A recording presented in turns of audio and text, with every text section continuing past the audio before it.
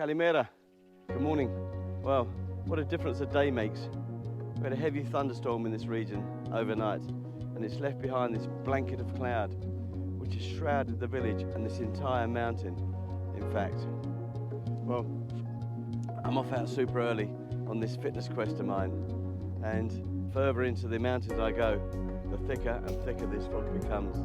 These eucalyptus trees over my shoulder look eerily monstrous this morning, but we're going to press on regardless. I grew up in London in the mid-1960s when 9 out of 10 houses had a coke or a coal fire, so the whole of the city and probably the whole of the country was shrouded in what we called smog, which was the smoke from these fires. I recall on one occasion when I was a young schoolboy, I was in my room and I heard my mother howling and shrieking downstairs, and I looked out of the window and she ran out into the garden with my school trousers ablaze.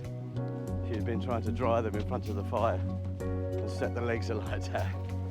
Fond memories indeed. Ordinarily, I have a sea view from my balcony.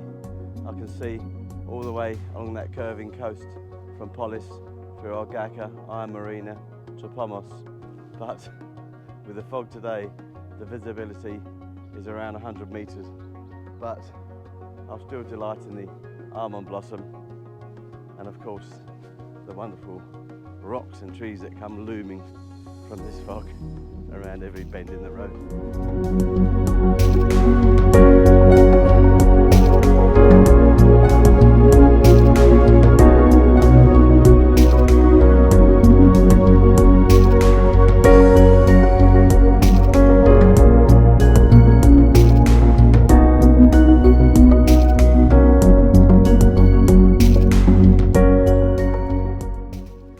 Myself, my two brothers and my mother grew up in what was called a prefabricated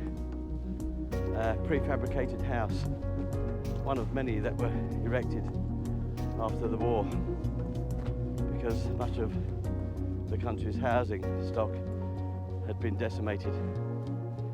These little cubic houses with their steel kitchen cabinets and their single glazed windows. I remember those on a cold and frosty morning as a child waking up to go to school, having had all of the coats laid on the bed overnight to keep warm, and myself and my brothers, we would draw faces in the frost on the inside of those crystal windows.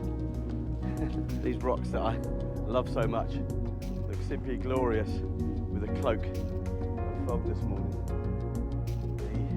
The birds, the dawn chorus has been ringing in my ears. It's absolutely wonderful. I've seen a few little jenny wrens hopping around in the almond trees. This really is a great time of day to be out and about. The cave that I'm planning to spend a night in is barely visible on this enormous rock today. I think it's going to take some time for this fog to lift.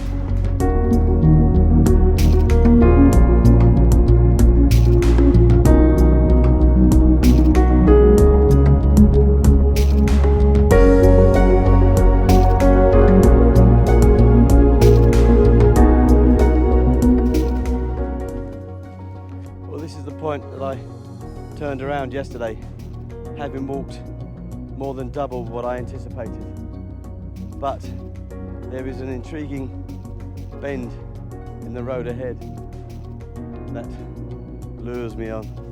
So let's see what's ahead of us. Well, that mystery bend in the road has led me to another beautiful valley, a valley that I've not yet visited, equally as green, as yellow, and oh so inviting.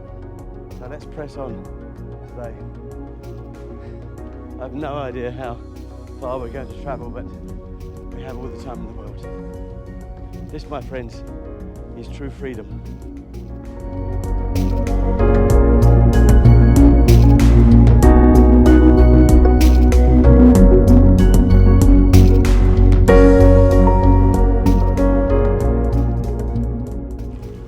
And here it is, a fabulous little stream at the bottom of this valley.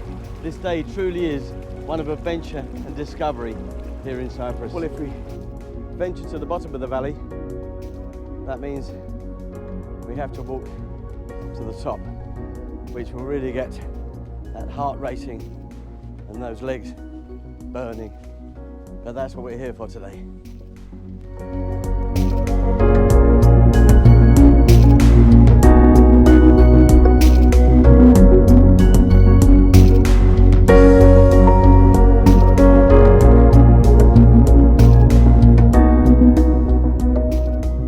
Well, here we are in the middle of a vineyard in Western Cyprus.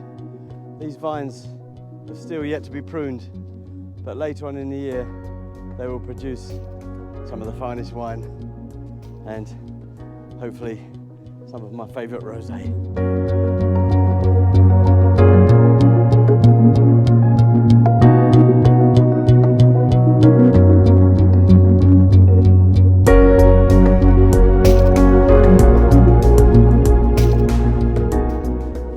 I must remember to pack a pair of waterproof trousers next time, but I don't care today because this is simply glorious, my friends, and I'm having a whale of a time.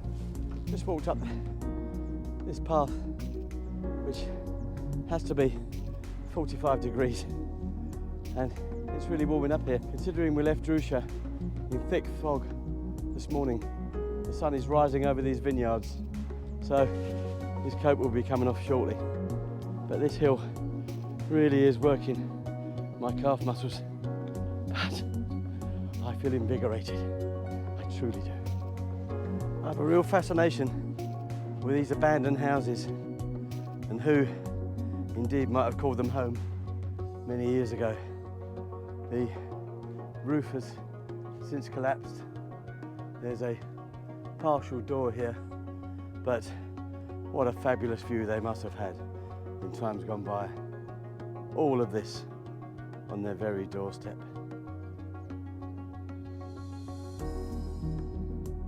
Simply sublime, but much of the valley at the moment is bathed in sunlight. The shades are on, the coat is off, but we still have many kilometres to go. Well, here I am, back in the village of Drusha, having walked a little under 10 kilometres, which is far more than I anticipated today. But once again, my curiosity got the better of me. I'm off home now for a bowl of fresh fruit, Greek yogurt, honey, and a hot shower. Thank you once again for accompanying me. God bless you all.